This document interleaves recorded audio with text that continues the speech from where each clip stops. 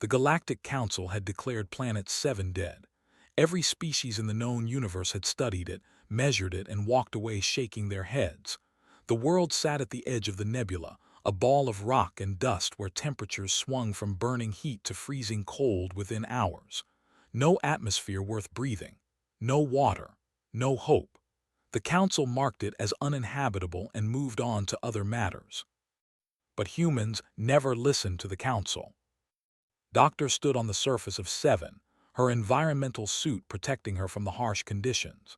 She was 53 years old, with streaks in her dark hair and eyes that had seen too many people tell her things were impossible. Behind her, a small team of human engineers unloaded equipment from their transport ship. Alien observers from 3 different species watched from a safe distance, their translators buzzing with confused chatter.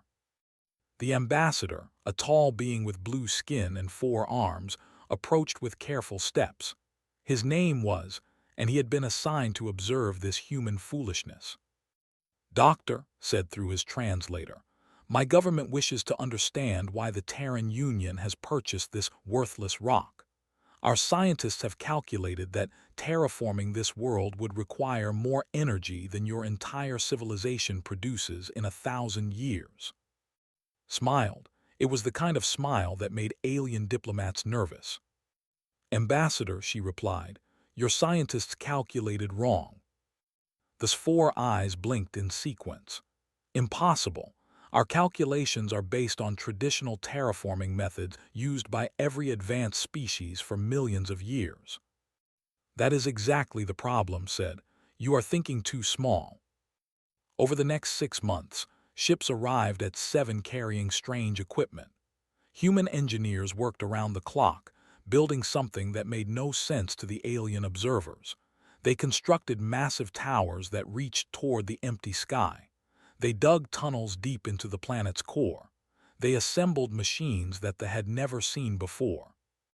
Sent daily reports to his government. Each report contained more confusion than the last. The humans were not following any known terraforming procedure. They were doing something entirely new. "What are you building?" finally asked one day. She was covered in dust and sweat, holding a tablet that displayed complex equations. "We call it the array," she said. "Named it after myself because nobody else believed it would work." "But what does it do?" Pointed at the massive tower structure rising from the planet's surface. It was already 3 kilometers tall and still growing. "That tower will collect solar radiation from the nearby star, but not just regular solar collection.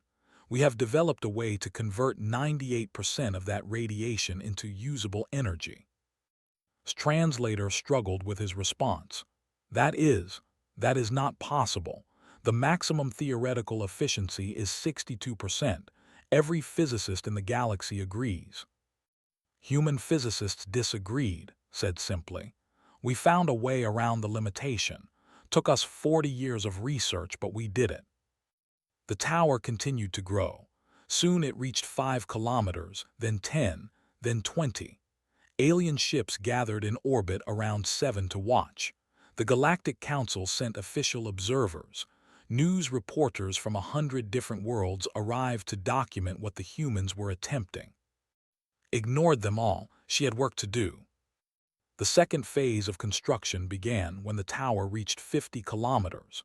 Human engineers started building a network of underground channels that spread across the entire planet like veins in a living body.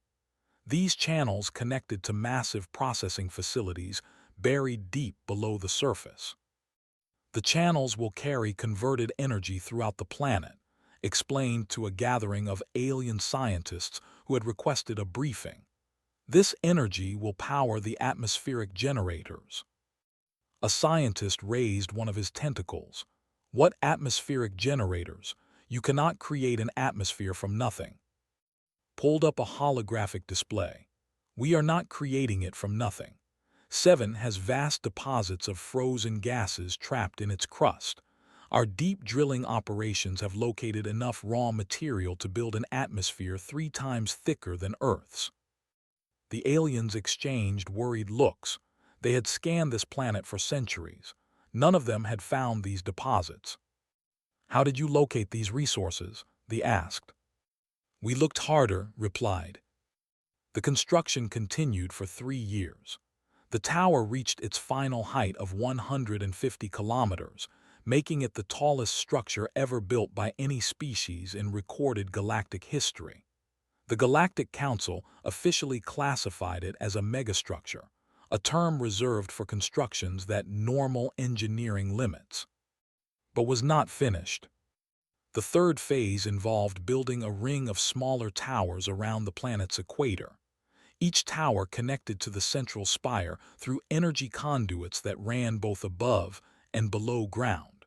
When activated, these towers would work together to create a magnetic field around the planet. "Without a magnetic field, any atmosphere we create will be stripped away by solar wind," explained Tu, who had become something of a regular companion. "This has always been the main problem with terraforming dead worlds. We solved it." "How?" asked, his voice quiet with amazement. "We built our own magnetic field generator. The entire megastructure is one giant electromagnet." Sat down heavily. His species had tried to create artificial magnetic fields for terraforming purposes for over 2 million years. They had always failed. The energy requirements were simply too great. "The energy from your tower," he said slowly. "It provides enough power." "More than enough," confirmed. "We have energy to spare." The day of activation arrived 4 years after construction began. Ships filled every orbit around 7.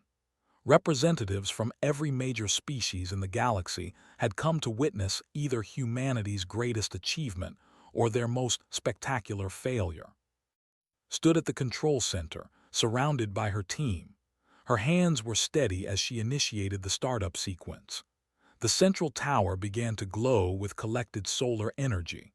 That energy flowed through the underground channels, spreading across the planet like light flowing through fiber optic cables. The equatorial towers activated one by one. An invisible wave of magnetic force expanded from each tower, meeting in the middle, forming a protective shell around the entire world. Then the atmospheric generators began their work. Deep underground, massive machines started converting the frozen gas deposits into breathable air. This air was pumped to the surface through thousands of vents spread across the planet. Within hours, 7 had a thin atmosphere. Within days, that atmosphere thickened enough to retain heat. But had one more surprise. "Activate the water generation system," she commanded. The alien observers did not understand. There was no water on 7. Where would water come from? The answer came from the sky. The array did not just collect solar energy. It also pulled hydrogen and oxygen from the solar wind itself, combining them into water through a process that human scientists had developed specifically for this project. This water fell from collection points in the upper atmosphere, beginning as mist and growing into rain. For the first time in the planet's 4 billion-year history, rain fell on 7. Watched the first drops hit the ground. He was weeping, though he did not fully understand why. His species was not known for emotional displays, but watching the impossible become possible had broken something inside him, something that had always accepted limits. 1 year after activation, 7 had oceans. The water generation system worked continuously, filling the lowest areas of the planet's surface with clear, clean water. The atmosphere had stabilized at breathable levels. The temperature had equalized to a comfortable range that humans found pleasant. Stood on a hillside overlooking the first sea. Grass was beginning to grow at her feet, planted from seeds brought from Earth. Trees would come next, then animals, then people. Within a decade, this world would be a paradise. "How did you do it?" asked, standing beside her. "How did you know it would work?" Thought about the question. She remembered the years of research, the failures, the moments when everyone told her to give up. She remembered the sleepless nights and the endless calculations, and the stubborn refusal to accept that something was impossible. "On Earth," she finally said, "there is an old saying, where there is a will, there is a way.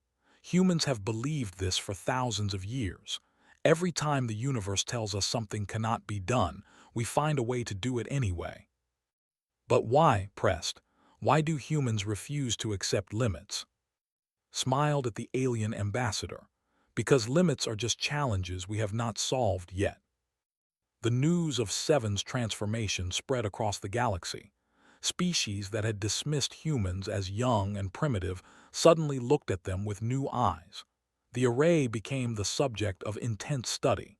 Alien scientists begged for access to the technology, shared it freely. She had not built the megastructure for profit or power. She had built it to prove a point, that any problem, no matter how vast, could be solved with enough determination and creativity.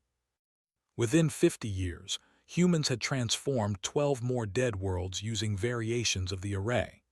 Each world became a thriving colony, home to millions of people from Earth and other planets who had lost their own homes. The barren reaches of the galaxy, once considered worthless, became gardens of life. The Galactic Council eventually admitted something that no alien species had ever admitted before. They had been wrong about humans. They had underestimated what determination and imagination could achieve. Lived to see the 100th anniversary of her megastructure's activation. She was 157 years old, kept alive by medical technology she had also helped develop. She sat in a garden on Seven, surrounded by children who had been born on a world that should not have existed. "Tell us about Earth," one of the children asked. Looked up at the blue sky she had created. "Earth was our first home," she said. "But humans were never meant to stay in one place.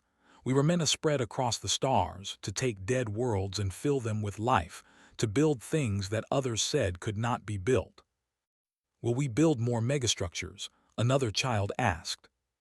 Smiled the same smile that had once made alien diplomats nervous. "We will build wonders that I cannot even imagine.